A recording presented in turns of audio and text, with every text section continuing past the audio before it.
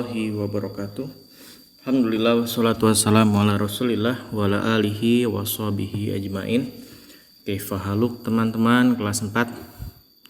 Semoga teman-teman semuanya selalu sehat dan selalu dalam lindungan Allah Subhanahu wa taala. Teman-teman, alhamdulillah kita semuanya masih diberikan nikmat oleh Allah Subhanahu wa taala. Di antara nikmat yang Allah berikan kepada kita semuanya yaitu adalah nikmat sehat, nikmat iman, sehingga kita masih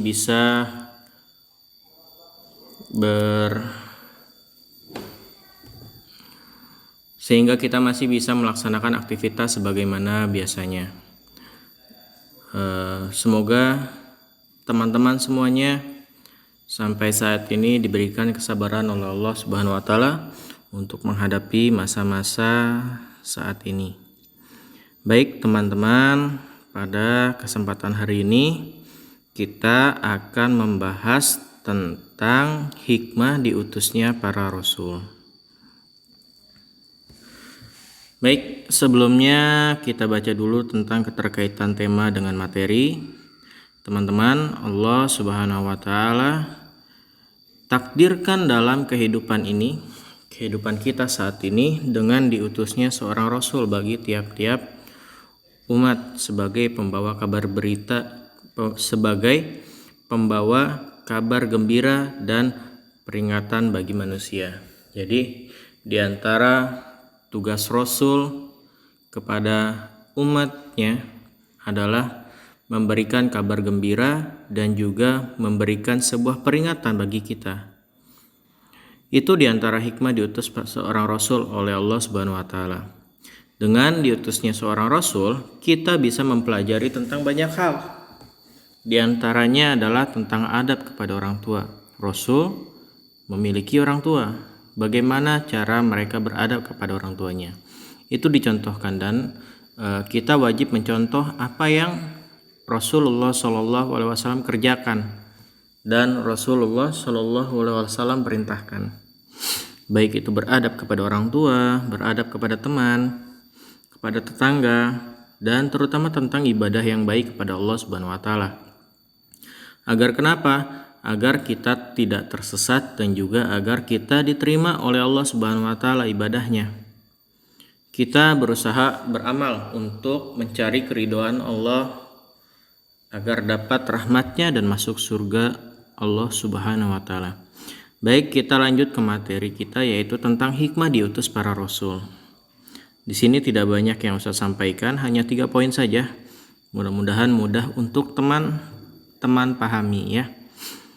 Hikmah diutusnya para rasul, teman-teman, setiap takdir yang Allah Subhanahu wa taala berikan kepada kita, semua pasti memiliki hikmah yang bisa menjadi sebuah pelajaran bagi kita semua selama kita hidup di dunia ini. Begitu juga dengan diutusnya para rasul, memiliki hikmah yang besar ya, memiliki manfaat, memiliki sesuatu yang bisa kita ambil pelajarannya, hikmahnya.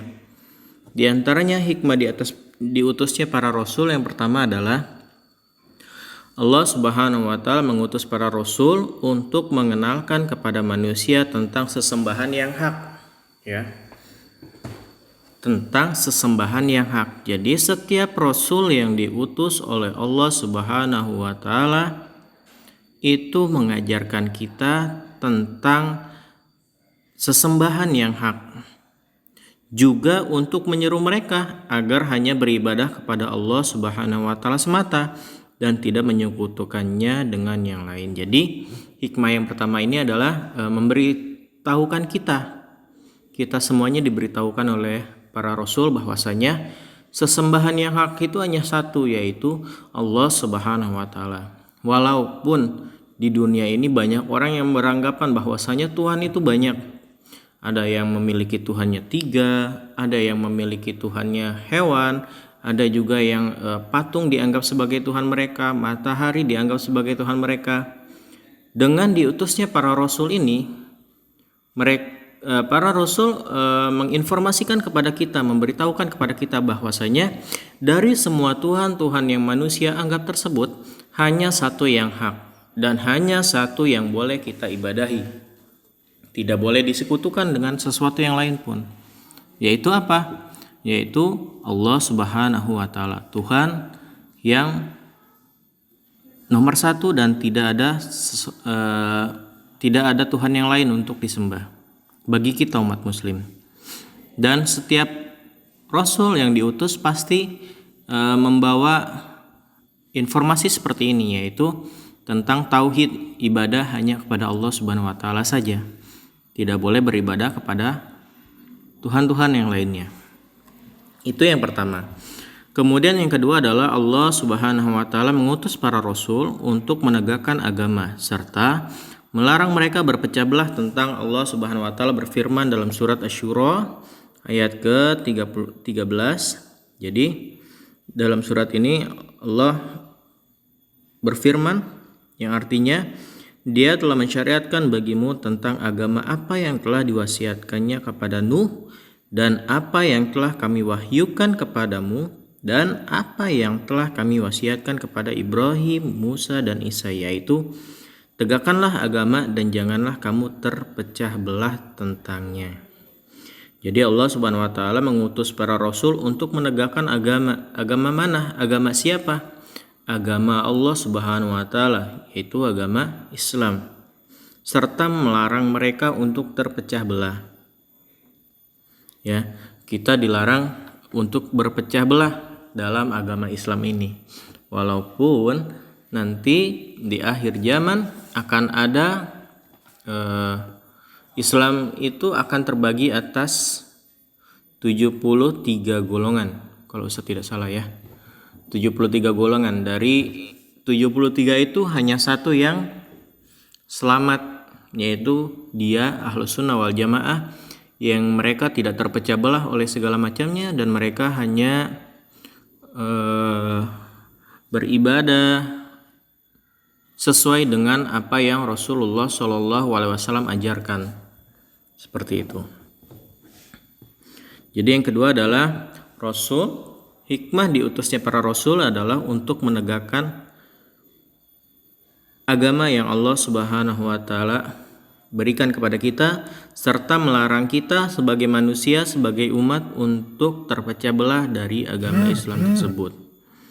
Kemudian adalah yang ketiga, Allah Subhanahu wa taala mengutus para rasul juga untuk memberikan teladan yang baik bagi manusia dalam perilaku yang lurus, akhlak yang mulia dan ibadah yang benar, sebagaimana firman Allah Subhanahu wa taala tentang keadaan Nabi Muhammad dalam surat Al-Ahzab ayat 21.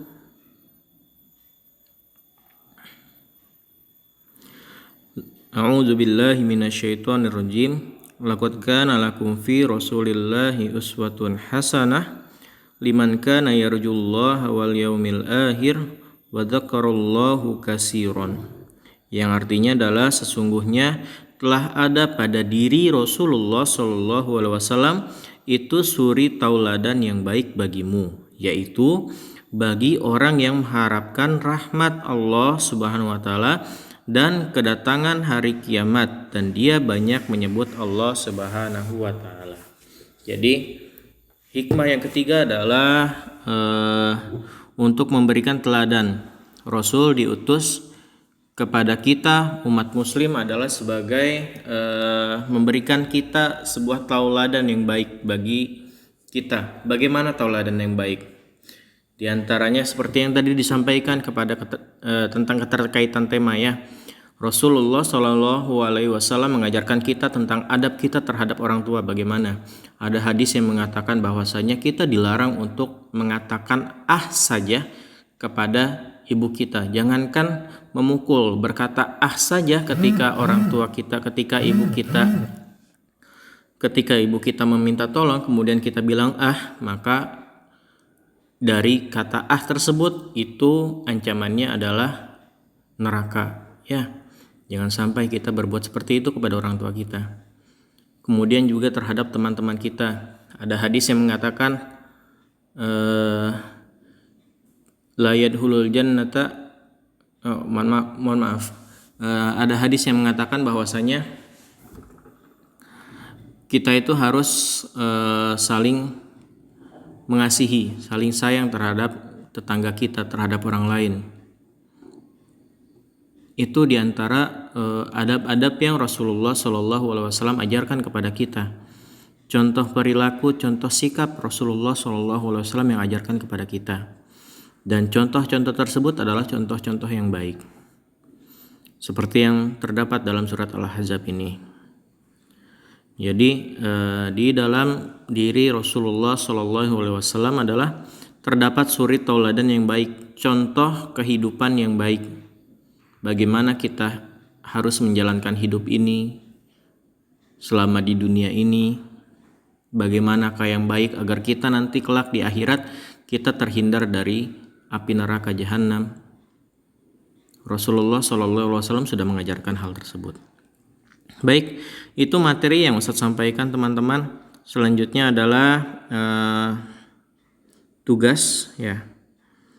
LKS-nya adalah sebutkan 3 hikmah diutusnya para rasul yang tadi di atas ya.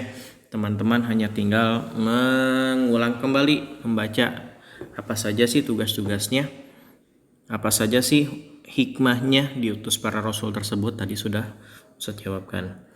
Baik, mungkin itu saja yang Ustaz sampaikan. Mudah-mudahan teman-teman semuanya diberikan kemudahan oleh Allah Subhanahu wa taala untuk menjawab LKS akidah ini.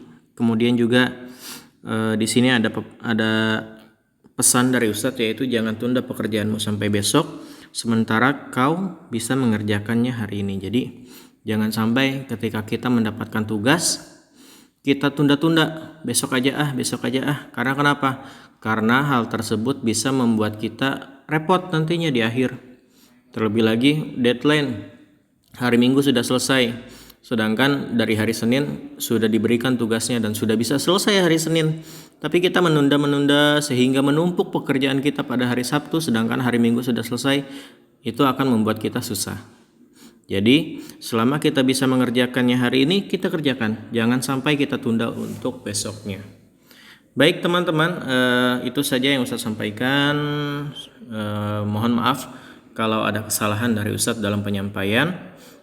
Yang benar datangnya dari Allah Subhanahu wa taala, yang salah datangnya dari Ustadz dan dari syaitan juga. Ustadz tutup dengan doa kafaratul majlis. Subhanakallahumma wa bihamdika asyhadu an la ilaha illa anta astaghfiruka wa atubu ilaik. Assalamualaikum warahmatullahi wabarakatuh.